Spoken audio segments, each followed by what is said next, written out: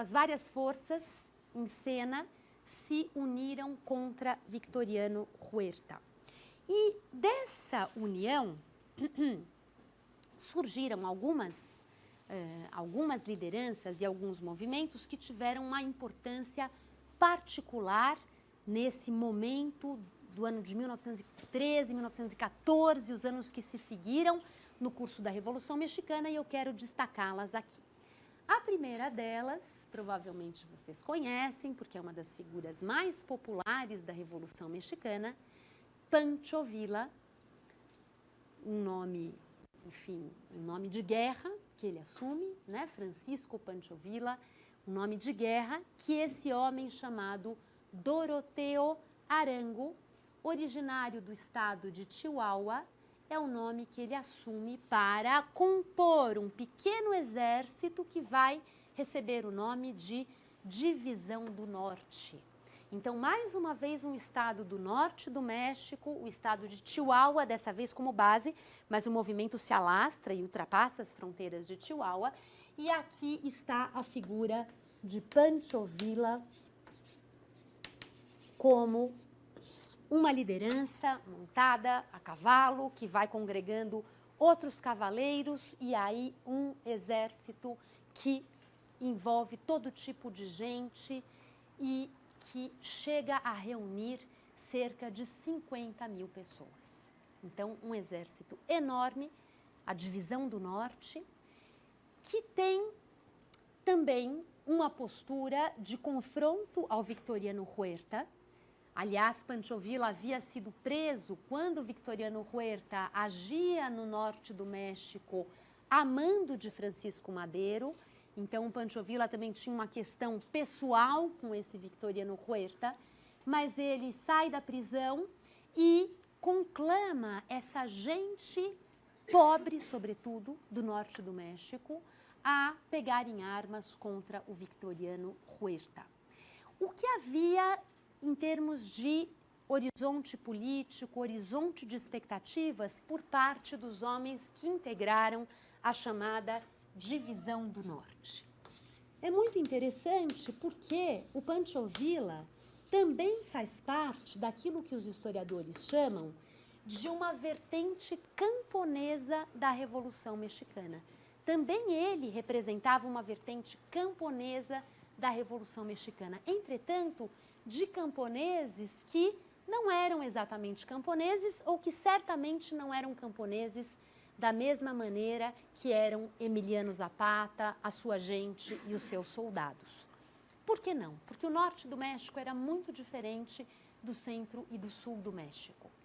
Os homens de Pancho Villa eram, em primeira linha, homens que eram bandoleiros, homens que levavam uma vida errante, homens que haviam chegado ao norte do México para compor as chamadas colônias militares.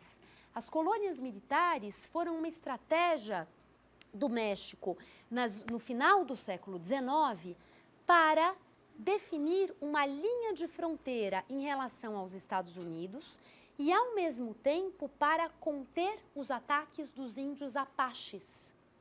Os índios apaches do sul dos Estados Unidos entravam no México, faziam saques, assustavam a gente, e as colônias militares tinham o objetivo de conter esses índios apaches, ao mesmo tempo em que marcar uma proteção dessa fronteira em relação ao norte. E as colônias militares abrigavam especialmente homens, poucas mulheres, homens que se mudavam para lá, que ganhavam um pedaço de terra para cultivar e que conciliavam a agricultura com essa vida militar. Mas como a vida militar nem sempre era o suficiente para se ganhar o pão, esses homens também saqueavam, também roubavam e andavam e perambulavam por essa região norte buscando maneiras de sobreviver. O seu ideal, em termos de uma vida estável, confortável, eram essas chamadas colônias militares em que a terra e o cultivo da terra estariam como uma salvaguarda, como uma garantia. Mas com as mudanças todas no norte do México, muitas vezes esse acesso desses homens à terra para o cultivo, também havia sido insuficiente, também estava ameaçado. Ou seja, as colônias militares muitas vezes viviam em situações de extrema pobreza, de extrema precariedade. Originalmente, também ali o tema da terra fazia parte dessa forma de vida característica das colônias militares. E é por isso, eu estou insistindo nesse ponto, porque os ideais agraristas estiveram muito presentes no horizonte para o qual sinalizava Pancho Villa. Esses ideais agraristas de se promover nas terras conquistadas, nas terras reconquistadas, retomadas das grandes fazendas, dos grandes latifúndios que oprimiam essa gente do norte, essas terras reavidas por essa população seriam distribuídas através de uma reforma agrária. Ou seja, também Pancho Villa, sobretudo no ano de 1915, ele chegou a decretar uma lei agrária em que esses objetivos e as estratégias para alcançar os objetivos estavam bem definidas, não tiveram tempo de ser realizadas, porque já nesse momento de 1915, a divisão do norte foi duramente atacada, e daqui a pouco eu chego aí, mas houve, sim, o decreto de uma lei agrária que previa a realização de uma reforma agrária. Ou seja, também essa gente que foi levada para o norte com a expectativa de ter terra para plantar. Mas a verdade é que, embora as colônias militares e esse ideal agrarista estivessem presentes no exército da divisão do norte, a população que participou da divisão do norte era muito mais heterogênea. E havia aí peões de fazenda, havia trabalhadores têxteis, trabalhadores de manufaturas, havia gente ligada à mineração, havia gente ligada à ferrovia, ou seja, as formas de vida e as relações de trabalho próprias do norte do México eram muito mais variadas do que as do sul do México. E, de alguma forma, o exército de Pancho Villa expressou essa heterogeneidade.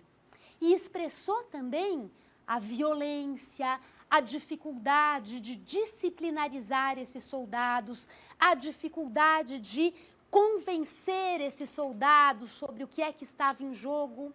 Pancho Villa muitas vezes trabalhou com o recurso do soldo, do pagamento de soldo aos soldados. Isso também nem sempre era o suficiente, nem sempre era possível para todos.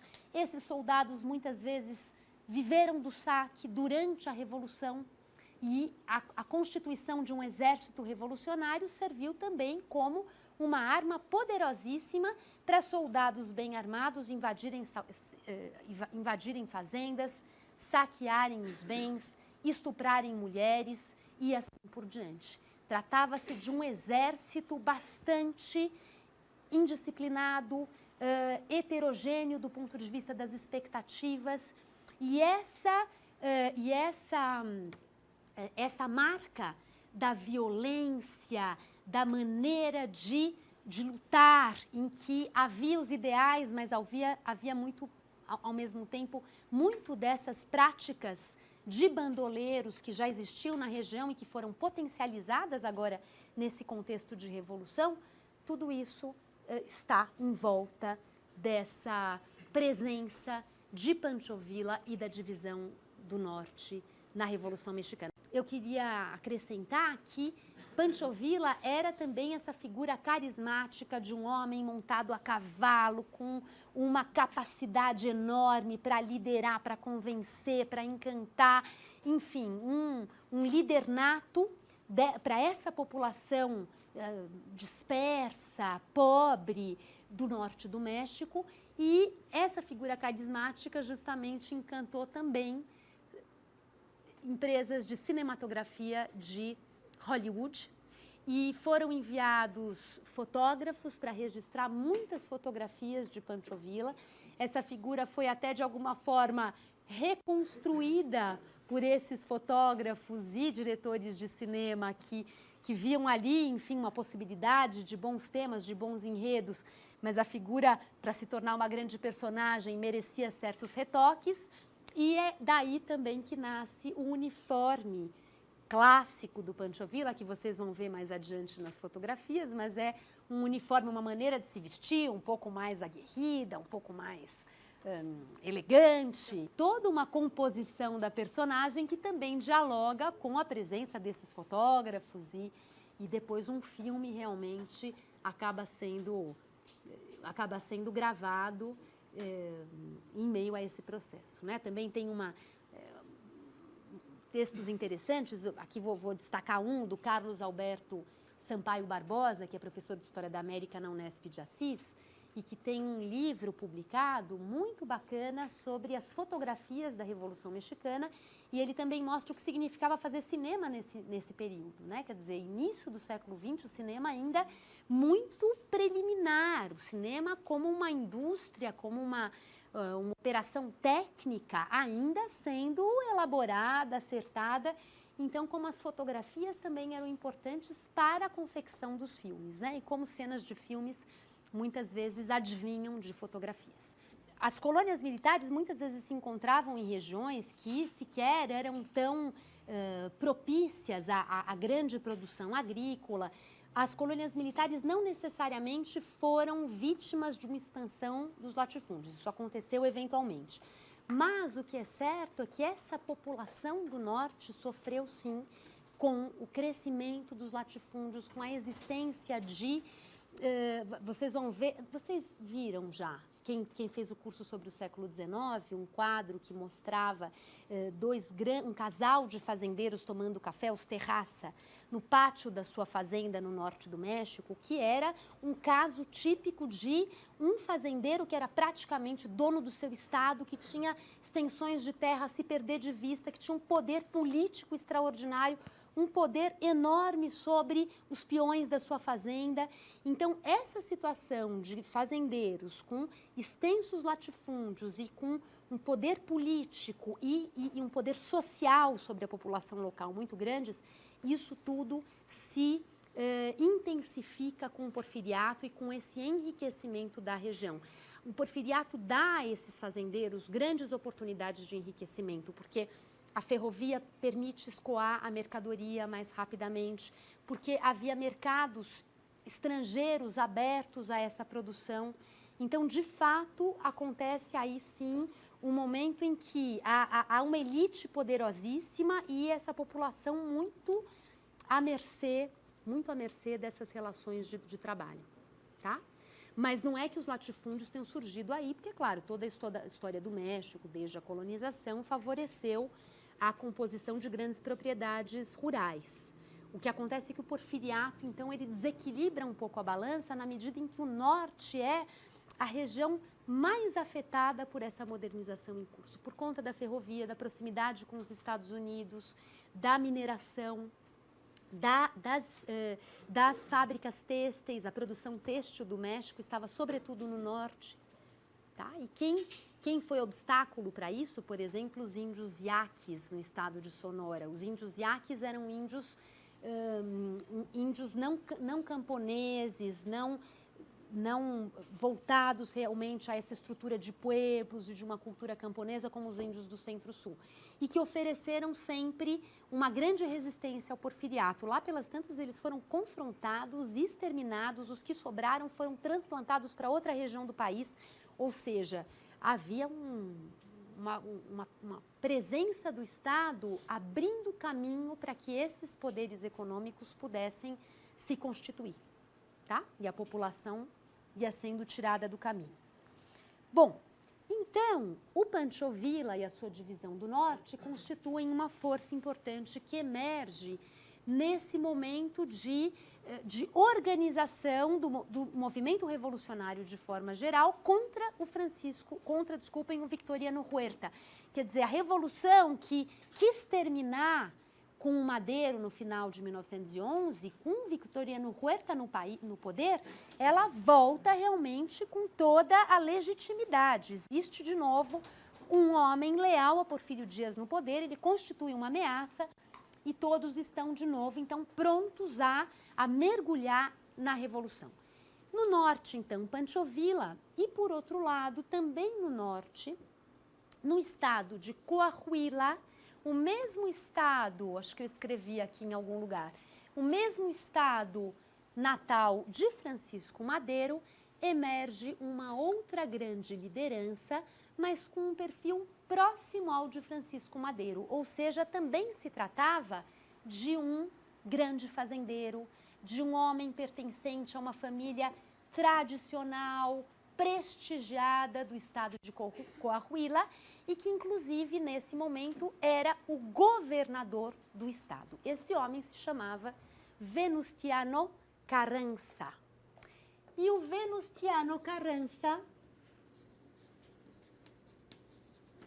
desponta na Revolução Mexicana, em nome do estado de Coahuila, mas em nome, sobretudo, desses grandes fazendeiros do norte do México que não se sentiam contemplados pelo porfiriato e que, por isso, apoiaram Madero e agora apoiavam a causa anti-Victoriano Huerta, o Venustiano Carranza, então, desponta na Revolução Mexicana, constituindo um exército chamado de Exército Constitucionalista.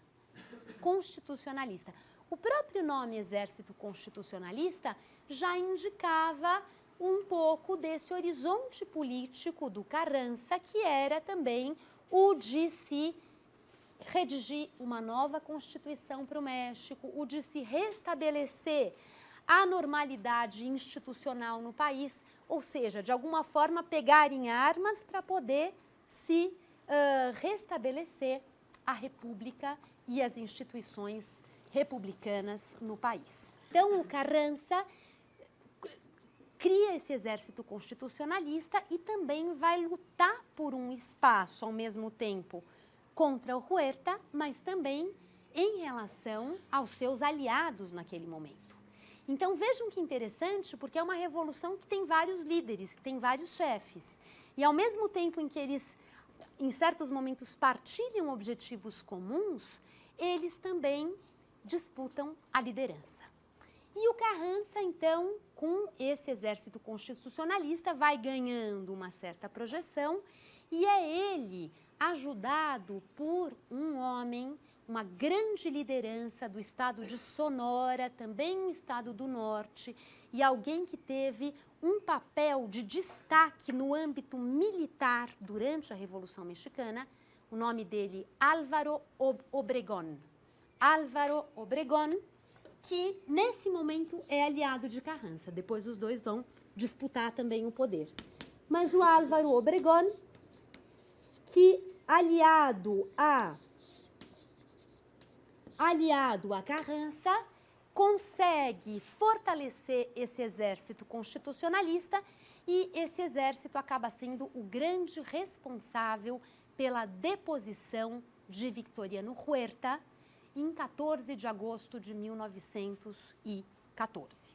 Ou seja, Victoriano Huerta acaba derrotado pelo exército constitucionalista e foge do México, abandona o país.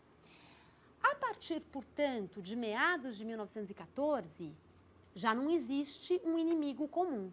O que existem são várias forças que pretendem fazer alguma coisa com o país ou com a sua região, que tem expectativas, que tem demandas.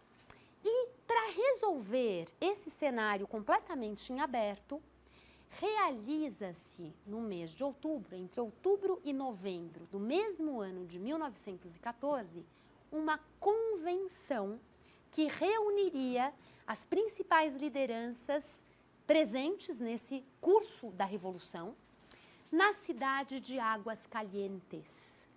E quando Carranza chega à convenção, ele tinha uma expectativa de ser aclamado presidente da República, enfim, de ser reconhecido pela sua preponderância na deposição de Victoriano Huerta e de assumir, portanto, a liderança geral do país. E isso não acontece.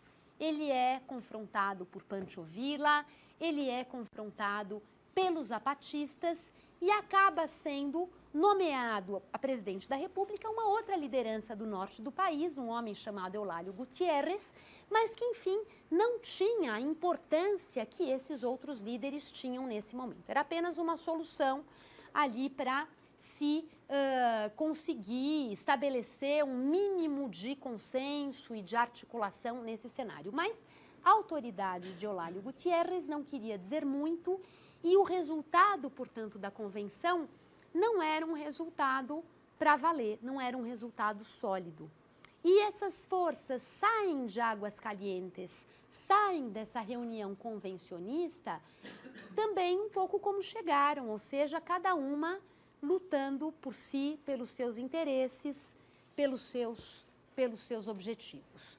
O que se procura nesse momento orquestrar é uma aliança entre essas duas grandes forças, entre aspas, camponesas, que haviam se projetado no curso da Revolução, ou seja, o Exército Libertador do Sul de Zapata e a Divisão do Norte de Pancho Villa. E esses dois grupos, durante a convenção, se articulam e pretendem, então, em princípio, atuar juntos.